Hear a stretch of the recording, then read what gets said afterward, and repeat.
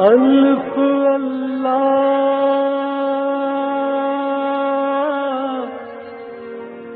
چمبے دی بوٹی میرے من وچ مرشد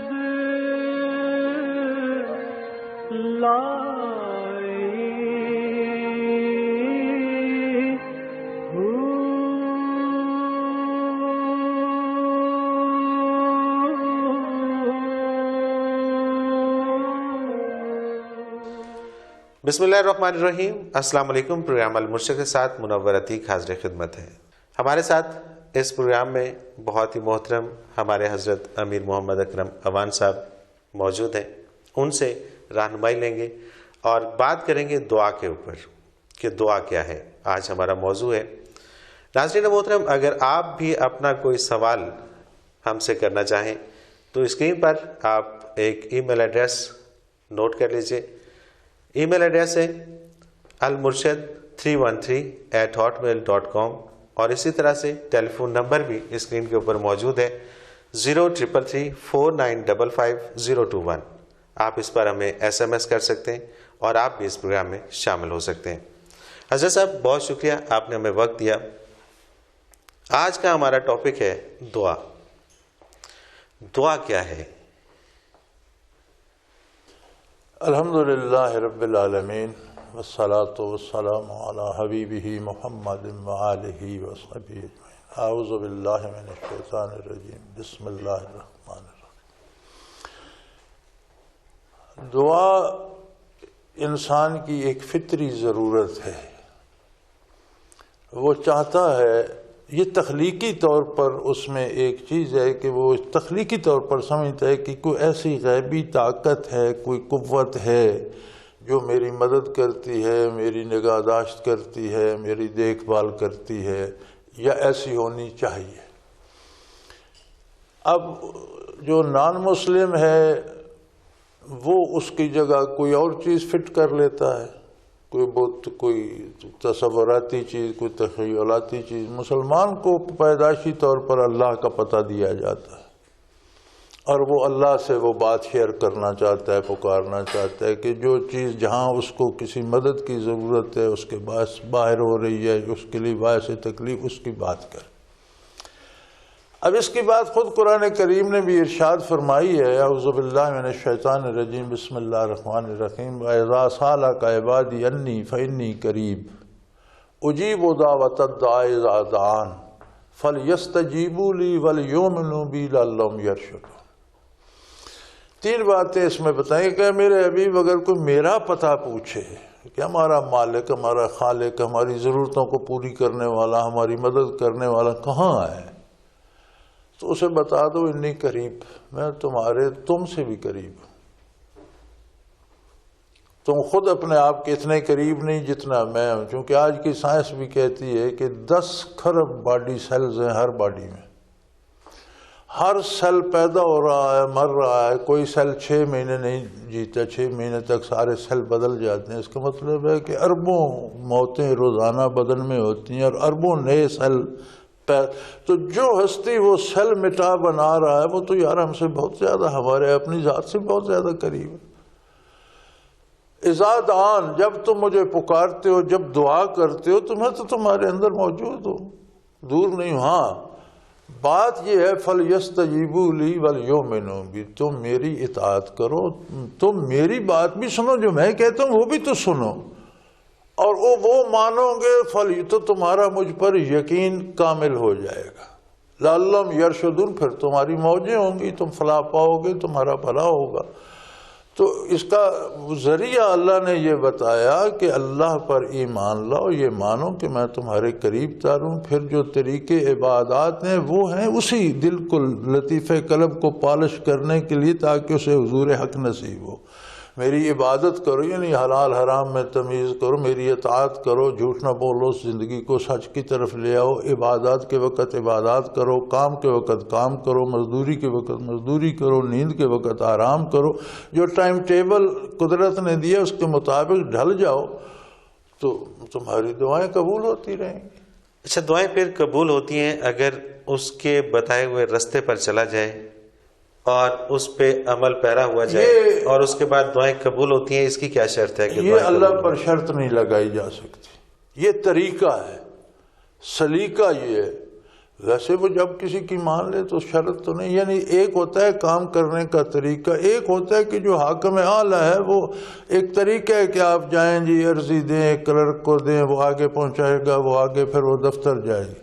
ایک ہے کہ حاکم آپ کو کھڑکی سے دے کے لے وہی درخواست ادھر لے، تو یہ طریقہ تو نہیں نہ ہو سکتا، یہ تو ایک چانس ہے۔ طریقہ تو وہی ہے نا، طریقہ یہ ہے کہ اللہ کو اپنے قریب اللہ پر ایمان لائے، پھر اس کی اطاعت۔ فَلْيَسْتَجِيبُوا لِي، یار تم چاہتے ہو میں تمہاری مانوں، پہلے تم میری بھی تو مانو، میں مالک ہوں، تم مخلوق ہو کر میری نہیں مانتے، مجھے کیا ضرورت ہے تمہاری یعنی میں نے تو مان کر کرم کرنا ہے، احسان کرنا ہے، تم نے مان کر حق ادا کرنا ہے، تم پر میری اطاعت واجب ہے، میری مخلوق ہو۔ فَلْيَسْتَجِيبُوا لِي، تم بھی تو میری بات سنو، وَلْيُؤْمِنُوا بِي، پھر تمہارا رشتہ میرے ساتھ مضبوط، تمہیں نور ایمان نصیب ہو جائے، یقین نصیب ہو جائے، تو تمہاری دعائیں قبول کروں گا اور تمہارا فائدہ ہوگا۔ اچھا، دعا سے ہی مجھے ایک اور بات یاد آتی ہے کہ دعا اکثر مانگی جاتی ہے کسی کامیابی کے لیے۔ اب کامیابی کئی طرح کی ہوتی ہے، مثال کے طور پہ مجھے بہت سارے پیسے مل جائیں، یہ دعا کر دی، میرے پاس بہت بڑی گاڑی ہو، یہ دعا کر دی، میرے پاس بہت بڑا گھر ہو، یہ دعا کر دی۔ کیا یہ دعائیں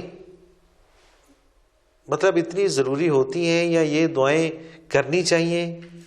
کوئی بھی چیز جسے آپ کا دل چاہتا ہے آپ مانگیں، لیکن وہ دینے والا جو ہے وہ اتنا کریم ہے کہ جب آپ پورے نور یقین اور ایمان سے مانگتے ہیں تو نبی کریم صلی اللہ علیہ وسلم نے اس میں آپ کے ارشادات میں اس کی تفصیل ملتی ہے کہ ہم مانگتے ہیں ایک چیز، وہ ہمارے لیے نقصان دہ ہوتی ہے۔ شاید ہم دولت مانگ رہے ہیں، دولت آئے تو ہم گمراہ ہو جائیں، تو اللہ اتنے کریم ہے کہ وہ چیز نہیں دیتے، کوئی اس کے بدلے چیز دے دیتے ہیں جو ہمارے لیے بہتر ہوتی ہے۔ مثلا جیسے بچہ ماں سے چاقو مانگ رہا ہے، وہ چاقو تو نہیں دے گی، کوئی اور خوبصورت سا کھلونا دے دے گی۔ بچے کو تو نہیں پتا کہ اس کو چاقو کی چمک دیکھ رہا ہے، یہ نہیں پتا کہ ہاتھ کاٹ دے گا، ماں کو تو پتا ہے، تو وہ اسے اسی طرح قدرت، بعض اوقات جو چیز ہم مانگتے ہیں بعین ہی وہ مل جاتی ہے، بعض اوقات فوراً نہیں ملتی، کچھ دیر بعد ملتی ہے، یہ اس کی اپنی مصلحت ہے۔ بعض اوقات وہ نہیں ملتی، اس کے بدلے کوئی چیز مل جاتی ہے۔ اور اگر یہ بھی نہ ہو، ساری چیزیں یہ نہ ہوں، تو اس دعا کو اللہ کریم اپنے پاس ذخیرہ کر لیتے ہیں۔ اور حضور کا ارشاد ہے کہ قیامت کو جب اعمال تولے جائیں گے تو بعض لوگ ایسے ہوں گے، فرشتے کہیں گے جی اس کے اعمال نیکی بدی ہم نے ترازو میں بارعلا رکھ دیے، تو ارشاد ہوگا نہیں، سارے نہیں رکھے، اس کے کچھ اعمال میرے پاس بھی ہیں۔ تو وہ دعائیں جن کا بدلہ دنیا میں نہیں دیا گیا، وہ اس وقت اس کے نام اعمال میں تولی جائیں گے۔ حضور کا ارشاد ہے کہ بڑے بڑے لوگ جن کی دعائیں قبول ہوتی تھیں اس وقت حسرت کریں گے کہ کاش دنیا میں دعا نہ مانی جاتی میری، آج میرے کام آتی، میرے نام اعمال میں آتی۔ تو اس کا مفہوم یہ ہے کہ دعا ضائع نہیں جاتی۔ اچھا، دعا ضائع نہیں جاتی، دعا وہاں پہ جا کے جمع ہو جاتی ہے، اور قیامت والے دن اس کا وزن بہت زیادہ ہوتا ہے۔ اول تو دنیا میں مل جاتی ہے، اول تو دنیا میں مل جاتی ہے، اگر نہیں ملتی۔ اب یہاں پر اس کے بدلے کوئی چیز مل جاتی ہے۔ اب یہاں پر ایک اور سوال اٹھتا ہے کہ ایک چور ہے، وہ چوری کرنے کے لیے جاتا ہے اور وہ دعا کرتا ہے کہ یا اللہ مجھے کامیاب کر، تو یہ دعا بھی وہاں پہ، یہ دعا اس پہ سزا ملے گی، یعنی اطاعت الہی کے خلاف دعا کرنا گستاخی ہے، گناہ کے لیے دعا کرنا گستاخی ہے۔ جیسے آپ قانون کے خلاف کوئی درخواست قانون کے خلاف کورٹ میں دیں تو وہ تو توہین عدالت ہوگی نا۔ اچھا، دعا سے تقدیر بدل جاتی ہے؟ تقدیر کا الگ مسئلہ ہے، کیونکہ دعا خود تقدیر ہے۔ دعا سے تقدیر کیا بدلے گی؟ دعا خود تقدیر ہے کہ یہ بھی تقدیر میں ہے کہ فلاں بندہ یہ دعا کرے گا اور اس کو اس کا یہ بدلہ ملے گا۔ اچھا، اگر یہ تقدیر میں ہے کہ فلاں آدمی یہ دعا کرے گا اور اسے اس کا بدلہ ملے گا، تو پھر ہم کہاں کھڑے ہیں؟ پھر تو سارا کچھ آٹومیٹکلی جس طرح نہیں، آٹومیٹک نہیں ہے نا، آٹومیٹک نہیں ہے۔ یہی باریکی سمجھنے کی ہے کہ ایوری تھنگ ناٹ آٹومیٹک، انسان کو سارے راستے بھی بتائے اللہ نے اور استعداد بھی دی. وہ چوری کرنا چاہے تو اس میں استعداد ہے، کر سکتا ہے. قتل کرنا چاہے کر سکتا ہے، نہ کرنا چاہے نہ کر. تو یہ کرنے نہ کرنے کا فیصلہ اس پر چھوڑ دیا، اور جو برائی ہے اسے نہ کرنے کا حکم دیا ہے، نیکی کو کرنے کا حکم دیا ہے. حکم دے کر فیصلے کا اختیار انسان کو دے دیا کہ اب تو نیکی کرنا چاہتا ہے تو نیکی کر، برائی کرنا چاہتا ہے تو کر کے دیکھ لے. انا ہدیناہ السبیل، ہم نے اسے راہیں بتا دی ہیں. اما شاکرم اما کفورا، چاہے تو شکر کا راستہ اختیار کرے، چاہے تو ناشکری کا کر کے دیکھ لے. تو انسان کے پاس صرف یہ اختیار ہے کہ وہ یہ فیصلہ کر سکتا ہے کہ مجھے اچھائی کی طرف جانا ہے یا برائی کی طرف. صرف یہ اختیار ہے. باقی اس کے پاس کیا اختیار ہے؟ کیا وہ اپنی مرضی سے پیدا ہو سکتا ہے؟ اپنی مرضی سے مر سکتا ہے؟ اپنی آنکھ ناک خود بنا سکتا ہے؟ بیمار مرضی سے ہو سکتا ہے؟ صحت مند مرضی سے ہو سکتا ہے؟ امیر غریب مرضی؟ نہیں، کچھ نہیں. یہ سارے فیصلے قدرت کے ہیں. اس کے پاس یہی اختیار ہے کہ وہ اللہ کی اطاعت کی طرف جاتا ہے یا نیکی کی طرف جاتا ہے یا برائی کی طرف. جس طرف جانا چاہے چلا جائے، پھر اس کا انجام اللہ نے. جو شخص نیکی کی طرف چلا جاتا ہے، اطاعت میں چلا جاتا ہے، اس کی تو خواہشات ختم ہو جاتی ہیں. اس سے تو دعا مانگنے کی ضرورت نہیں ہے. نہیں، دعا نہ خواہشات کبھی ختم ہوتی ہیں، نہ دعا کی ضرورت کبھی ختم ہوتی ہے. قدم قدم پہ آپ کو قدم قدم پہ ضرورت ہے ان چیزوں کی. پانی پیتے ہوئے ہر گھونٹ کے ساتھ ضرورت ہے کہ وہ پانی حلق کی بجائے پھیپھڑے میں بھی تو اتر سکتا ہے. کھانا کھاتے ہوئے بھی ضرورت ہے کہ یہ لقمہ جو آپ کھا رہے ہیں یہ صحت بھی دے سکتا ہے، بیمار بھی کر سکتا ہے. جو کام آپ کرنے جا رہے ہیں اس کا نتیجہ اچھا بھی ہو سکتا ہے، خراب بھی ہو سکتا ہے. تو اس کی قدم قدم پہ ضرورت ہے، ہر سانس پہ ضرورت ہے. جانے والی سانس رک بھی سکتی ہے. دیکھیے نا، اگر یہ فیصلہ میں نے کرنا ہے کہ دو راستے ہیں، ایک اچھائی کی طرف جاتا ہے، ایک برائی کی طرف جاتا ہے، تو پھر یا تو میں اچھائی پہ چلوں گا یا برائی پہ چلوں گا. بعض ملا بھی لیتے ہیں، کبھی اچھائی کر لی کبھی برائی کر لی. تو پھر دعا میں کہاں پہ کروں گا کہ میں یا اللہ مجھے اچھے راستے پہ چلا دے؟ ہاں بالکل. تو میں تو چلیے اچھے راستے پہ رہوں. نہیں، اچھا، یہ سمجھنے کی بات یہ ہے کہ اچھے راستے کی جو کیفیات ہیں یا درجات ہیں ان کی کوئی حد نہیں. آپ اچھے پہ جا رہے ہیں، اس سے اور اچھا بھی ہے. اس پہ پہنچ گئے، اس سے اور اچھا بھی ہے. اس پہ پہنچ گئے، اس سے اور. اس کی لمٹ نہیں ہے. سب سے اعلیٰ مخلوق انبیاء علیہ الصلوۃ والسلام پھر وہ بھی دعا کرتے ہیں. تو یعنی جو کیفیات ہیں اور جو اس کے درجات ہیں وہ اتنے ہیں کہ وہ ختم نہیں ہوتا. اسی طرح برائی کے بھی درجات کی کوئی حد تو نہیں ہے یار.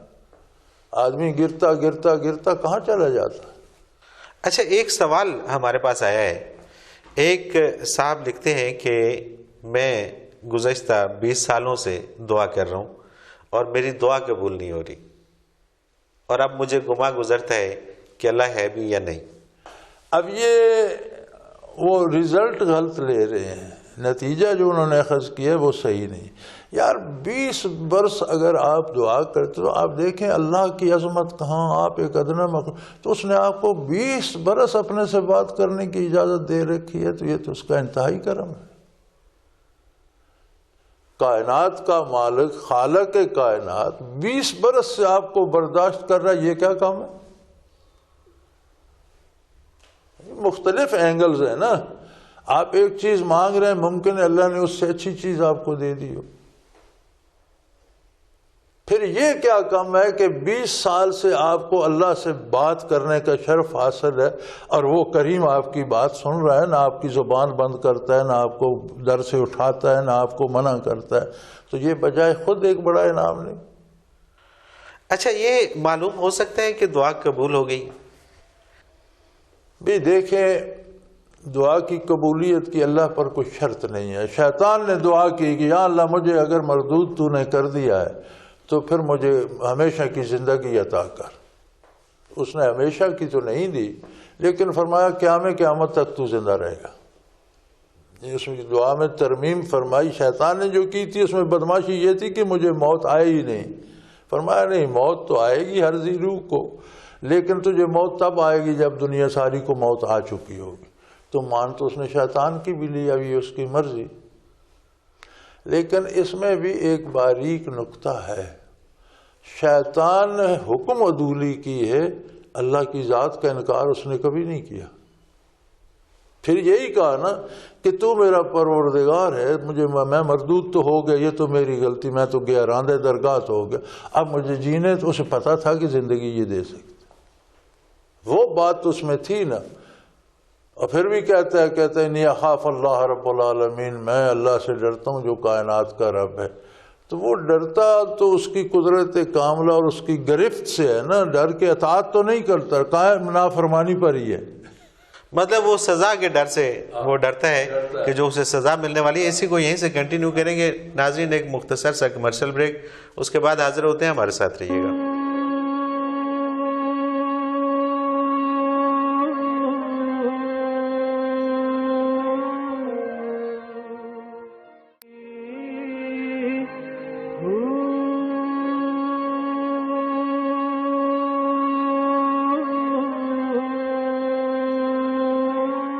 پروگرام میں ایک بار پھر خوش آمدید ناظرین۔ ہم بات کر رہے تھے دعا کے حوالے سے اور بات پہنچی تھی شیطان کے فعل تک کہ شیطان نے انسان کو سجدہ نہ کیا اور در بدر کی ٹھوکریں کھانے اس کا نصیب ہو گیا، اور آج بھی کئی سارے ایسے لوگ ہیں جو انسان کی قدر نہیں کرتے۔ حضرت صاحب، شیطان نے تو قدر نہ کی انسان کی اور حکم عدولی کی، اور اس کی وجہ سے اس کو سزا ملی، اور وہ اسی وجہ سے شاید ڈرتا ہے جس طرح سے آپ نے فرمایا۔ آج بھی بہت سارے انسان ہیں جو انسان کی قدر نہیں کرتے، وہ کس کیٹیگری؟ اب دیکھیے نا، شاید دعا کی بات آپ ارشاد فرما رہے تھے، تو شیطان نے دعا کی، قبول ہوئی، ترمیم کے ساتھ قبول ہوئی، لیکن آپ اس کا رزلٹ دیکھیں نا کیا ہے کہ شیطان کو اگر زندگی اتنی نہ ملتی تو کم از کم اتنے گناہ نہ کرتا کہ وہ قیامت تک گمراہی سمیٹتا رہتا۔ جتنے لوگوں کو غلط راستے پہ ڈالتے اس کی ساری سزا اس پر بھی تو آتی ہے۔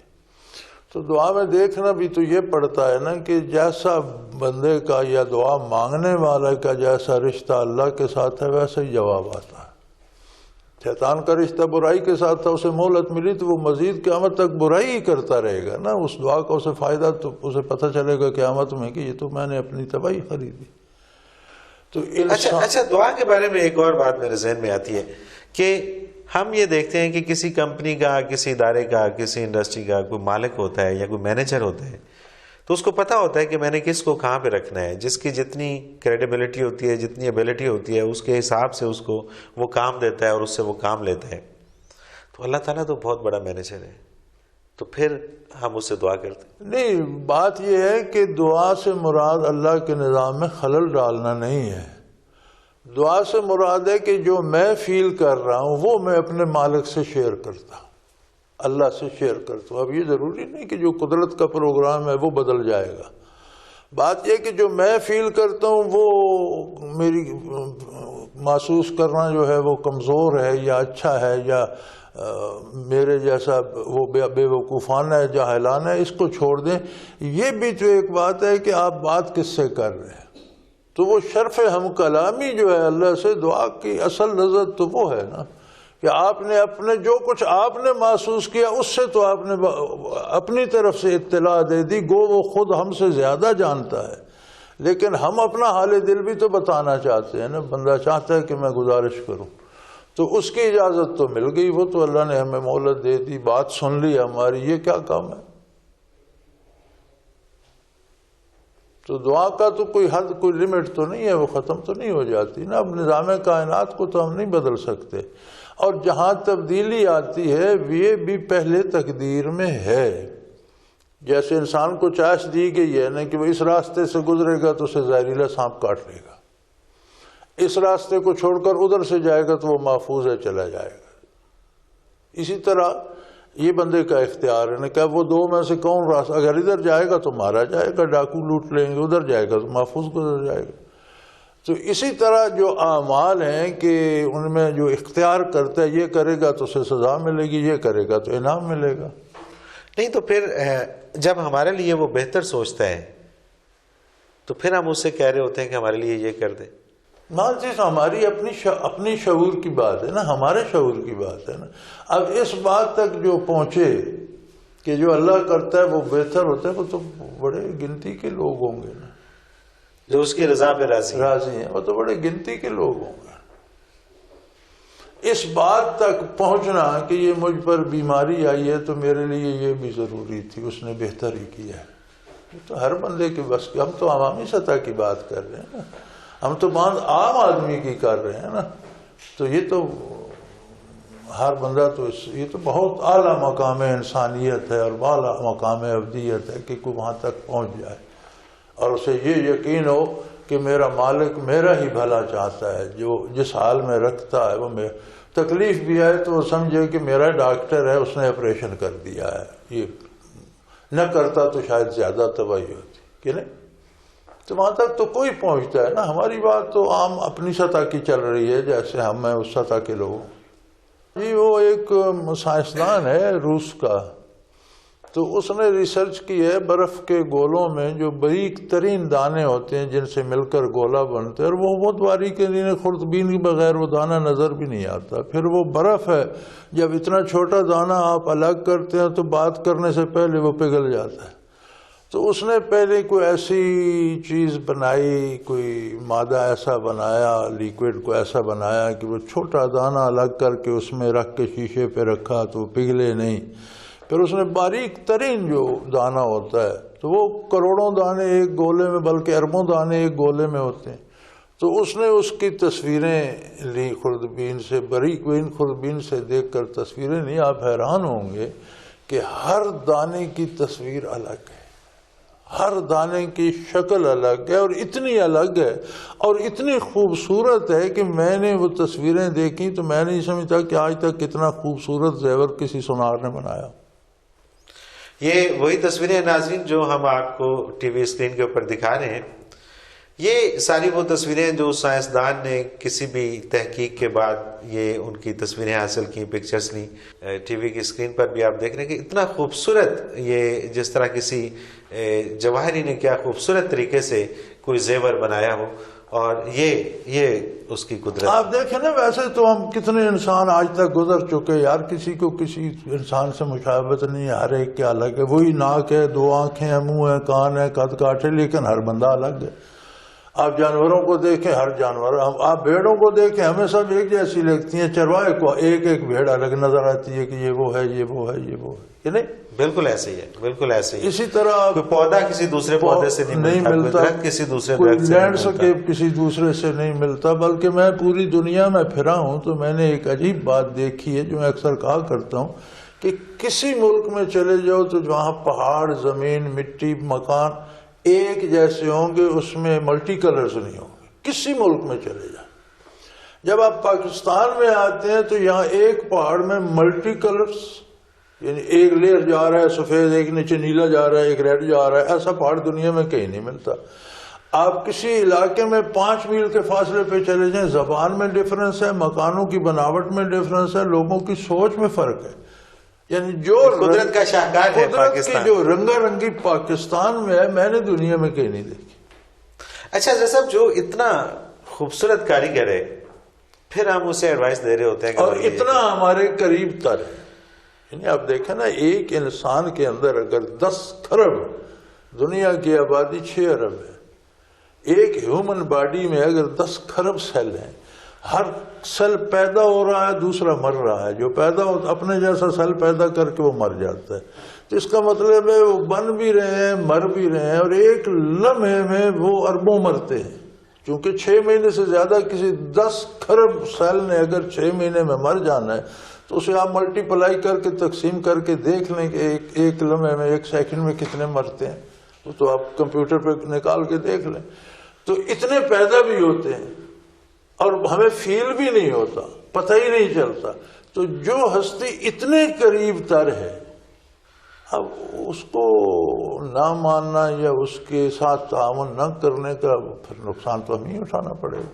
اچھا، ایک دعا کے ساتھ ایک بد دعا ہوتی ہے، تو بد دعا کا کیا کانسیپٹ ہے؟ بد دعا کا کیا؟ بد دعا کی حقیقت یہ ہے کہ کسی کا کوئی حق چھینا جائے یا کسی پر ناروا ظلم کیا جائے. ضروری نہیں کہ وہ الفاظ میں ادا کرے، اس کے خلاف اس کے دل میں جو کیفیت پیدا ہوتی ہے، جو وہ محسوس کرتا ہے، جو درد پیدا ہوتا ہے اور جو اس کی آہ نکلتی ہے، وہ بد دعا ہے اور اس سے بچنا چاہیے. اچھا، بد دعا کا کہتے ہیں کہ وہ جلدی قبول ہو جاتی ہے؟ نہیں، جلدی نہیں ہوتی. وہ بھی بعض اوقات یہ ہوتا ہے کہ اس کا حق نہیں بنتا، وہ بیٹھا بد دعائیں کر رہا ہے خواہ مخواہ، اپنے طور پر اس نے بنا رکھا ہے یہ میرا حق ہے، یہ چھینا گیا. تو وہ تو اس میں تو قدرت تفریق کرتی ہے نا کہ کون مستحق ہے کون نہیں ہے، ہمیں کیا پتا. تو بد دعا کی گنجائش اسلام میں ہاں، موجود؟ گنجائش ہے اسلام میں، اسی لیے فرمایا گیا کہ کسی کو دکھ نہ دو، کسی کا حق نہ چھینو، کہ اس کے دل سے جو وہ کیفیت بنتی ہے کہ کیوں میرا حق چھینا گیا، اور اس کی دنیا میں سننے والا کوئی نہیں، اسی کسی سے امید نہیں، تو وہ پھر صرف اللہ سے بات کرتا ہے. تو یہ اس سے بچنا چاہیے، اس سے بچنے کی تاکید کی گئی ہے. تو یہ کردار کے لیے بھی تو ضروری ہے، کردار سازی کے لیے، کہ آپ کسی کے ساتھ ناجائز نہ کریں، کسی کا حق نہ چھینیں، کسی کو ناجائز دکھ نہ دیں. تو دعا اور بد دعا دونوں اصل ایک کیفیت ہے جو آپ کے قلب کی گہرائی سے نکلتی. اسے الفاظ تو ویسے ایک شرف ہے کہ آپ نے اپنی بات اللہ سے اپنے زبان میں کر لی، اصل تو وہ کیفیت ہے اور وہ ضائع نہیں جاتی، نہ دعا ضائع جاتی ہے نہ بد دعا ضائع جاتی ہے. اچھا، دعا کرنے کے لیے کوئی خاص طریقہ بھی ہوتا ہے؟ جس طرح ہم دیکھتے ہیں کہ نماز کے اندر ایک دعا کی ایک تسلسل ہے، ایک خاص طریقہ ہے. ظاہر میں تو یہ سلیقہ ہے کہ بندہ صاف ستھرا ہو، پاکیزہ ہو، اللہ کو یاد کرے، پھر درود شریف پڑھے، اللہ کی ثنا بیان کرے، حمد بیان کرے، تیری عظمت ہے تو قادر ہے، درود شریف پڑھے. اور علماء فرماتے ہیں کہ درود شریف بھی تو ایک دعا ہے نا کہ اللہ حضور پر رحمت نازل فرما اور آپ کے آل پر رحمت نازل فرما. تو یہ بھی تو ایک دعا ہے. تو فرماتے ہیں کہ آپ دعا کے اول آخر درود شریف پڑھتے ہیں تو یہ تو مناسب نہیں کہ اللہ کریم پہلی دعا بھی قبول کر لے آخری کے درمیان سے چھوڑ دے. یہ قبولیت کا ایک بہانہ بھی بن جاتا ہے، چونکہ درود شریف وہ دعا ہے جو مقبول ہوتی ہے، رد نہیں ہوتی تو ہے تو وہ بھی دعا. تو دعا کا طریقہ سلیقہ یہ ساری باتیں ہیں، لیکن حقیقت دعا کی یہ ہے کہ آپ کے نہاں خانہ دل سے کیا اٹھا ہے. اچھا، یہ تو اب دل کی بات آ گئی، اپنے دل کی بات آ گئی، اور دعا اگر میں نے کرنی ہے تو پھر میرے دل سے کیا اٹھا ہے مجھے یہ دیکھنا ہوگا. لیکن جب میں دیکھتا ہوں کہ مجھے کوئی چیز، کوئی خواہش میرے دل میں اٹھی اور میں اٹھ کے چلا گیا کسی دوسرے شخص کے پاس جو میں سمجھتا ہوں کہ وہ بہت نیک ہے، بزرگ ہے اور وہ اللہ کے زیادہ قریب ہے، تو میں اسے جا کے کہتا ہوں کہ آپ میرے لیے یہ دعا فرما دیجیے. اچھی بات ہے، اس میں کوئی حرج نہیں ہے. تو دل سے نکلنے والی بات اصل دعا تو ہے جو آپ کے دل سے نکلے. اب وہ آپ کو کسی اللہ کے نیک بندے کے پاس لے گئی تو یہ مزید اچھی بات ہے، اس میں اور بہتری ہے، اس میں کوئی حرج نہیں ہے. لیکن اللہ کے بندے ہوں، کاروباری نہ ہوں. اچھا، یہ کیسے پتہ چلے گا کہ یہ اللہ کے بندے ہیں اور یہ کاروباری ہیں؟ اب یہ جب کسی سے معاملات ہوتے ہیں تو پتہ تو چل جاتا ہے. ہم خود آنکھیں بند کیے رکھے تو جب کسی سے معاملہ ہوتا ہے تو پتہ تو چل جاتا ہے کہ یہ بندے میں للہیت ہے، یہ بھی ہماری، یہ مجھ سے پیسے لے کے اپنی دنیا سنوار رہا ہے. مطلب جو پیسے لیتا ہے وہ دنیا دار ہے. حضرت نہیں، پیسے بھی دیتے ہیں لوگ، دیتے ہیں اپنے عقیدت مندوں کو، لیکن جس کی نظر ہی پیسے پہ ہوتی ہے. کچھ ایسے لوگ ہوتے ہیں حضرات، ایسے ہم نے دیکھے ہیں، بزرگ ہوتے ہیں، ہم ان کی خدمت کرتے ہیں، نہیں بھی کرتے تو انہیں کوئی فرق نہیں پڑتا. بالکل صحیح ہے. ہم اپنی سعادت سمجھتے ہیں، لیکن ہم تحفہ لے جاتے ہیں تو رکھ لے، نہیں لے جاتے تو یہ نہیں کہ آج بات نہیں سنی جائے گی. کچھ لوگ ایسے ہوتے ہیں جنہیں توقع ہی ہوتی ہے کہ آ رہا ہے کچھ تو دے کے جائے گا. اچھا، دعا میں جو واسطہ ہوتا ہے اس کی کیا اہمیت ہے؟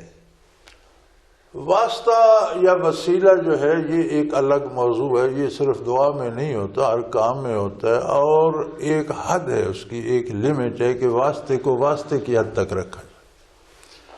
اب حدیث شریف میں آتا ہے کہ 3 بندے تھے، وہ غار میں گھسے، 12 شاہی، تو جو غار میں گھس کے، بخاری شریف کی حدیث ہے، تو ایک اوپر سے ایک بڑی چٹان لڑکی ہوا گیا، غار کا منہ بند ہو گیا. تو حضور نے فرمایا جب انہوں نے نکلنا چاہا، بڑا زور لگایا تو بڑی بھاری چٹان تھی، نہیں کھسکتی تھی، ارد گرد چٹانوں کی غار تھی، کھودا بھی نہیں جا سکتا تھا، نکلنے کا راستہ بند ہو گیا. تو انہوں نے کہا کہ بھی اپنے اپنے اعمال اللہ کی بارگاہ میں پیش کر کے دعا کرو. لیکن ایک نے کوئی اپنا عمل پیش کیا تو تھوڑی سی سرک گئی، دوسرے نے کوئی اپنی نیکی پیش کی، یا اللہ یہ تیری رضا کی خاطر میں نے کی تھی، تھوڑی سی اور سرک گئی لیکن نکلنے کا راستہ نہ بنا. تیسرے نے کوئی کردار کے بارے بات تھی وہ لمبی ہو جائے گی، تیسرے نے دعا کی اللہ وہ نیکی میں نے آپ کی خاطر کی تھی اگر وہ مقبول ہے تو راستہ چٹان ساری ہٹ گئی. اب جو عمل ہے یہ بھی تو مخلوق ہے، تو آپ نے مخلوق کا واسطہ دیا نا. اسی طرح آپ کا کسی نیک بندے سے تعلق ہے، یا کسی مزار پر گئے ہیں، یا کسی بارگاہ یا روضہ اطہر پہ جاتے ہیں، تو آپ دعا کریں اللہ تیرا نبی بھی کریم ہے، میں اس کی بارگاہ میں حاضر ہوں، تو میری اس کی حوالے سے بات سن لے، میں اس کا امتی ہوں. تو یہ جائز ہے. اگر آپ کسی اللہ کے علاوہ کسی بھی دوسرے کہیں میری یہ دعا سن لے تو وہ جائز نہیں، وہ جائز نہیں ہے. حضرت صاحب ہمارے پروگرام کا وقت پھر اپنے اختتام کو پہنچا. یہ موضوع بہت طویل اور وقت بہت قلیل، اور ناظرین محترم آج ہم نے دعا کے اوپر بات کی، اور یقیناً دعا میں واسطہ دینا، یا دعا اگر آپ کو کسی اچھے اور نیک بندے سے ملوا دیتی ہے تو یہ بھی بڑے شرف کی بات ہے، اور دعا جو دل سے نکلتی ہے وہ بہرحال اثر رکھتی ہے. اس کے ساتھ ہی منورتی کو اجازت دیجیے. اللہ حافظ.